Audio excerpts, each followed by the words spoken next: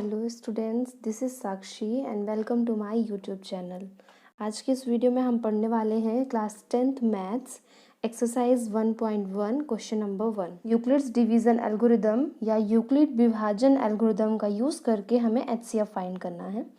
तो Euclid's division algorithm क्या होती है, ये समझने के लिए हमें पहले यूक्लिड्स डिवीज़न लेमा समझना होगा।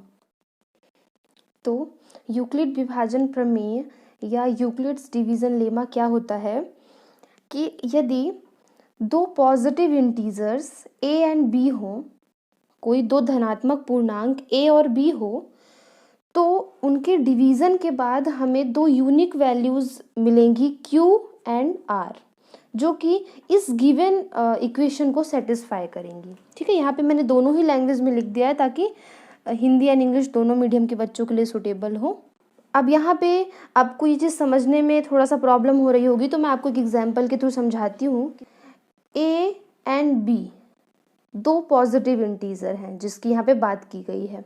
ठीक है, उनमें से जब हम a को डिवाइड करते हैं b से, तो डिवीज़न के बाद कुछ कोशिएंट मिलता है जिसे हम q बोलते हैं, और लास्ट में कुछ रिमाइंडर बचेगा, वो कहलाता है r। तो यहाँ पे a b q r क्या है, ये अब आपको आई थिंक समझ में आ गया होगा। r की वैल्यू जो है वो 0 से कम कभी नहीं हो सकती। 0 से कम मतलब नेगेटिव, तो r की वैल्यू नेगेटिव नहीं होगी और हमेशा b से छोटी होगी। अब ये चीज़ आपको थोड़ा समझने में हेल्प करेगी मेरे नेक्स्ट एग्जाम्पल से। अब हम एक एग्जाम्पल लेते हैं न्यूमेरिकल वैल्यू के साथ में। फॉर एग्जाम्पल हमने a और b लिया। ठीक है, ये टू वैल्यूज़ हैं। इसमें से जो बड़ी वैल्यू होती है उसे a मानते हैं, जो छोटी वैल्यू होती है उसे b मानते हैं। तो 7 जो है वो a की जगह में आएगा। 3 की टेबल पड़ी है, 3 2 जा 6, सिर्फ 2 टाइम्स टेबल गई एंड 1 बच गया लास्ट को। अब आप यहाँ पे देखो, जो r है वो क्या है, 0 से बड़ा है ना, 0 से बड़ा है 1। फिर देखिए जो r है वो b से हमेशा छोटा होता है। तो अब देखो b यहाँ पे क्या है, 3 है, तो r जो है वो क्या है, 3 से छोटा है। तो किसी भी कंडीशन में, इवन आप अपने मन से भी कोई नंबर सोच सकते हैं और अपने मन से आप कोई नंबर लीजिए, उसे डिवाइड कीजिए, आप किसी भी कंडीशन में हमेशा यही पाएंगे कि जो r की वैल्यू होगी वो हमेशा 0 से बड़ी होगी या तो बराबर होगी, यानी लास्ट में कुछ रिमाइंडर नहीं बचेगा, तो वैल्यू 0 हो जाएगी। तो 0 के बराबर भी हो सकती है, और अगर 0 नहीं आया तो 0 से बड़ा ही कोई नंबर होगा, 0 से छोटा नहीं हो सकता है। और दूसरी कंडीशन क्या बनेगी कि जो भी r की वैल्यू होगी वो हमेशा b से छोटी ही होगी। ठीक है, तो ये आप अपने मन से लेके देख भी सकते हैं, कर भी सकते हैं। अब हम इसी एग्जाम्पल की जो वैल्यूज़ हैं इसे हम इस इक्वेशन में पुट करके देखते हैं कि ये किस तरह से सेटिस्फाई होता है। ठीक है, a की वैल्यू क्या है इस डिवीज़न में, 7 है। b क्या है, 3 इंटू q कितना है, 2 प्लस r कितना है, 1। इसको सॉल्व करते हैं तो 7 इक्वल्स टू 3 2 जा 6 प्लस 1, तो 7 इक्वल्स टू 6 प्लस 1 7। अब देखो यहाँ पे ये इक्वेशन सेटिस्फाइड हो रही है, दोनों तरफ सेम वैल्यूज ही आ रही है ना। तो प्रमेय का एक सिद्ध किया हुआ कथन होता है जिसे अन्य कथन को सिद्ध करने में प्रयोग करते हैं, या इंग्लिश में इसी को बोलेंगे a lemma is a proven statement use to proving another statements. ठीक है, अब इस बात को आप समझो थोड़ा सा, ये क्या है। फॉर एग्जाम्पल आपने बहुत सारे फॉर्मूलाज देखे हैं, जैसे a प्लस बी का होल स्क्वायर हो गया है ना, या a square minus b square हो गया, या ऐसे पता नहीं कितने सारे फॉर्मूले हैं हमारी मैथ्स में। तो इनका यूज़ हम किस लिए करते हैं, ये ऑलरेडी प्रूवन स्टेटमेंट्स होती हैं कि a प्लस बी का होल स्क्वायर करेंगे, जब उसे सॉल्व करेंगे अगर, तो हमें a square plus b square plus 2ab ही मिलेगा, है ना। तो ऐसे ही ये जो आपका लेमा है, तो ये भी एक प्रूवन स्टेटमेंट है कि अगर हम कभी भी b को q से मल्टीप्लाई करके उसमें r को ऐड कर देते हैं तो हमें a के बराबर वैल्यू ही मिलेगी, यानी a ही मिलेगा। तो ये एक प्रूवन स्टेटमेंट होती है जिसे हम अनदर स्टेटमेंट्स को प्रूव करने के लिए यूज़ करते हैं। जैसे हमने यहाँ पे इस क्वेश्चन को सॉल्व किया और इसे प्रूव करने के लिए कि अगर हम 3 का 2 से मल्टीप्लाई करते हैं और फिर 1 उसमें ऐड कर देते हैं तो हमें 7 ही मिलेगा। तो यहाँ पे हमने लेमा का यूज़ करके इस स्टेटमेंट को भी प्रूव किया है। तो ये ऑलरेडी प्रूवन स्टेटमेंट्स होती हैं जिनका यूज़ करके हम दूसरी स्टेटमेंट्स को भी प्रूव करते हैं। ठीक है, तो ये होता है लेमा। आई थिंक आपको क्लियर हो गया होगा। अब आते हैं एल्गोरिदम में। तो यूक्लिड्स डिवीजन एल्गोरिदम क्या है? तो इसके लिए अब पहले हम स्टार्ट करते हैं क्वेश्चन को सॉल्व करना। जब मैं क्वेश्चन सॉल्व करूंगी तो आपको समझने में ज़्यादा आसानी होगी। तो चलिए फर्स्ट क्वेश्चन लेते हैं हम। ठीक, इसे ही हमें सॉल्व करना है ना। तो मैंने बताया था कि जो ग्रेटेस्ट नंबर होता है उसे हम ए मानते हैं, यानी यहाँ पे ए क्या है 225, और जो स्मॉलर वन होगा उसे हम बी मानेंगे, यानी 135 हो गया हमारी बी की वैल्यू। अब देखिए इन्हें सॉल्व कैसे करना है। तो हमें क्या बोला गया है, यूक्लिड्स डिवीजन एल्गोरिदम का यूज करके। तो हम यहाँ पे लिखेंगे bye using Euclid's division algorithm, या हिंदी मीडियम वाले जो बच्चे हैं वो लिखेंगे यूक्लिड विभाजन एल्गोरिदम से हाईएस्ट कॉमन फैक्टर निकालने की लॉन्ग डिवीजन मेथड आप सब ने पहले से पढ़ी हुई छोटी क्लासेस में।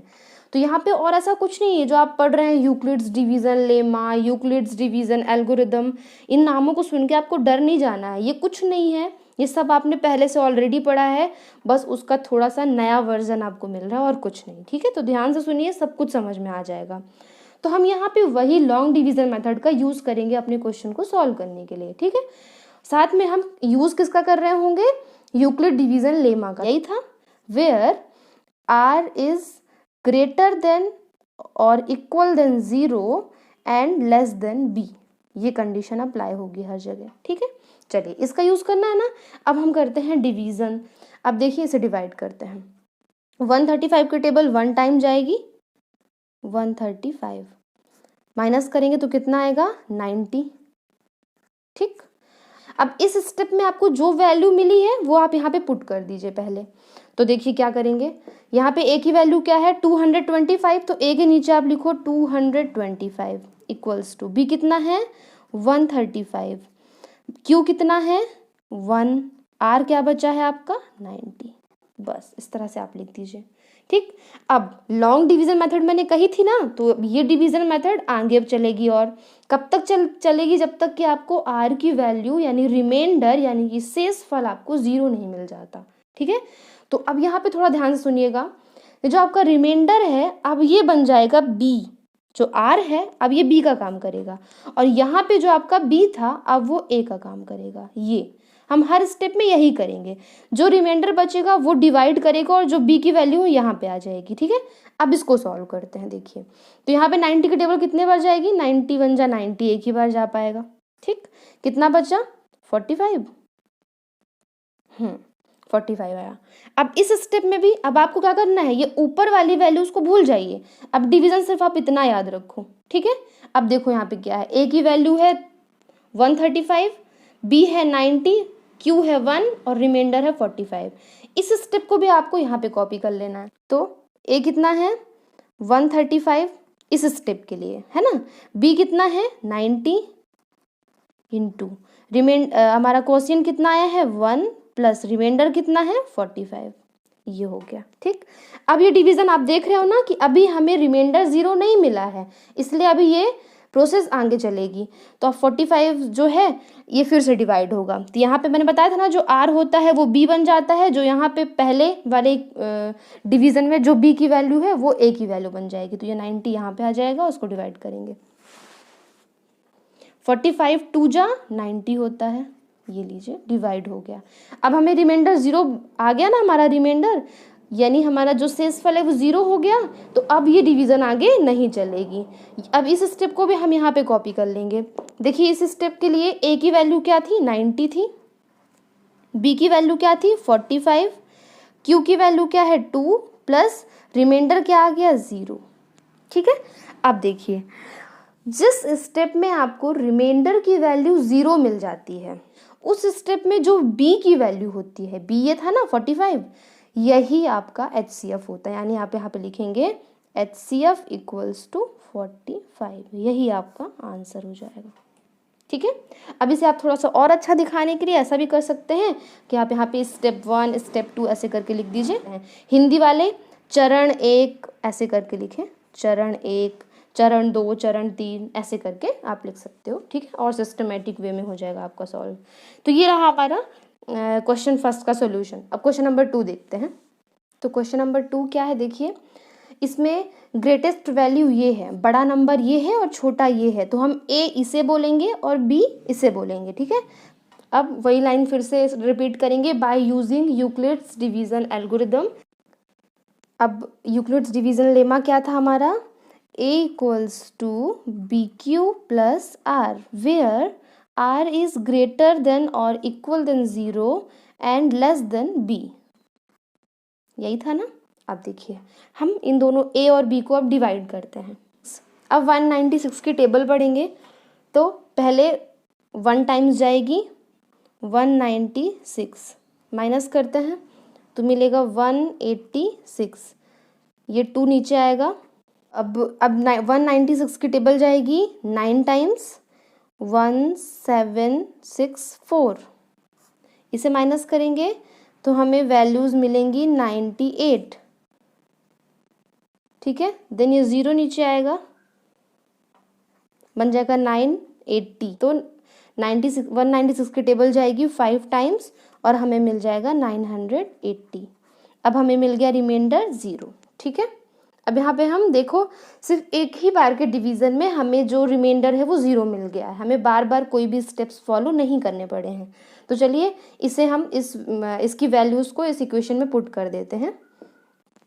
तो ए की वैल्यू क्या है यहाँ पे 38220 इक्वल्स टू, बी क्या था 196, क्यू कितना आया हमारा, क्वोशिएंट कितना आया है इनटू 195 प्लस रिमाइंडर कितना है 0, रिमाइंडर तो 0 हो गया ना लास्ट में। तो यानी हमारा ये जो डिवीज़न है ये एक ही बार में सेट मतलब कंप्लीट हो गया है, पूरा डिवाइड हो गया है, कुछ भी रिमाइंडर शेष नहीं बचा। चलिए तो इसे आप लिख दीजिए स्टेप 1,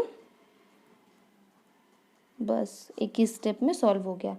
हाँ, तो अभी जो हम एल्गोरिदम की बात कर रहे थे ना कि एल्गोरिदम क्या है, एल्गोरिदम हम इन्हीं स्टेप्स को बोलते हैं जो अभी आपने इसके पहले भी फर्स्ट क्वेश्चन भी किया। तो जो हम यूक्लिड डिवीज़न लेमा का यूज़ करके जब कोई क्वेश्चन को या किसी प्रॉब्लम को या किसी सवाल को हल करते हैं, तो वो जो उसको हल करने के जो स्टेप्स होते हैं, देखिए इसमें तो सिर्फ एक ही स्टेप आया है, फर्स्ट क्वेश्चन में हमारे 3 स्टेप्स थे, तो वो जो स्टेप्स होते हैं ना उसे ही बोलते हैं यूक्लिड्स डिवीज़न एल्गोरिदम या फिर यूक्लिड विभाजन एल्गोरिदम, ठीक है। अभी समझ में आ गया ना। तो लेमा का यूज़ करके क्वेश्चन को सॉल्व करने में जो स्टेप्स यूज़ होते हैं वही कहलाते हैं यूक्लिड्स डिवीज़न एल्गोरिदम, ठीक है। चलिए अब देखिए यहाँ पे रिमाइंडर 0 आ गया है ना, तो इस कंडीशन में जो हमारा b है, जो b की वैल्यू है, यही इनका HCF कहलाएगा। यानी यहाँ पे HCF क्या होगा 196, ये है ना b की वैल्यू, ये है 196, ये आपका सॉल्व हो गया। अब देखते हैं क्वेश्चन नंबर 3। इसमें देखिए ग्रेटेस्ट वैल्यू ये है, यानी a की वैल्यू होगी 867 एंड b की वैल्यू होगी 255 bye using Euclid's division algorithm. अब यूक्लिड्स डिवीज़न एल्गोरिदम का यूज़ करके हम सॉल्व करेंगे। तो सबसे पहले लिखेंगे यूक्लिड्स डिवीज़न लेमा, वो क्या है a equals to b q plus r. चलिए अब हम इसे डिवाइड करते हैं। तो यहाँ पे 255 की टेबल 3 टाइम्स जाएगी तो आएगा 765, इसे माइनस करेंगे तो बचेगा 102। अब यहाँ पे देखिए एक स्टेप कंप्लीट हुआ लेकिन रिमाइंडर 0 नहीं मिला, तो पहले हम इस स्टेप की वैल्यूज़ को पुट कर लेंगे इक्वेशन में। नेक्स्ट स्टेप, अब हम इसके आगे इसको सॉल्व करते हैं। तो यहाँ पे जो रिमाइंडर की वैल्यू थी अब ये हो जाएगी b का, ये b का काम करेगी, और जो यहाँ पे b थी, b की वैल्यू थी, ये अब a का काम करेगी। तो 255 यहाँ आ जाएगा, इसे हम डिवाइड करेंगे। 102 की टेबल 2 टाइम्स जाएगी तो आएगा 204, माइनस करेंगे तो बचेगा 51। अब पहले इस स्टेप की वैल्यूज़ को यहाँ पे पुट कर लेते हैं। अब हम नेक्स्ट स्टेप सॉल्व करते हैं। यहाँ पे जो रिमाइंडर है वो बन गया b, इसके पहले वाले स्टेप में जो b था यहाँ पे a का काम करेगा। 51 की टेबल 2 टाइम्स पढ़ेंगे आप तो 102 मिलेगा आपको, और हमारा रिमाइंडर आ गया 0। तो अब यहाँ से हमारी जो प्रोसीजर है ये ख़त्म हो जाएगी, डिवीज़न स्टॉप हो जाएगी, और लास्ट स्टेप में जो भी वैल्यूज़ हम इधर पुट कर देंगे। तो यहाँ पे a का काम कर रहा है 102 इक्वल्स टू b का काम कौन कर रहा है 51 इनटू क्वोशिएंट कितना है 2 प्लस रिमाइंडर आया 0। अब यहाँ पे आप देखिए ये जो स्टेप है यहाँ पे हमें रिमाइंडर r इक्वल्स टू 0 मिल गया है ना। तो जिस स्टेप में r की वैल्यू 0 होती है उस स्टेप में जो b की वैल्यू हो वही HCF होता है ना। तो यहाँ पे HCF क्या होगा 51, तो हम लिख देंगे HCF इक्वल्स टू 51। ये आपका सॉल्व हो गया। अगर वीडियो पसंद आया हो तो लाइक कीजिए, अपने फ्रेंड्स एंड रिलेटिव्स के साथ में शेयर कीजिए, और अगर कोई डाउट है तो कमेंट कीजिए। That's all for this video. Thank you.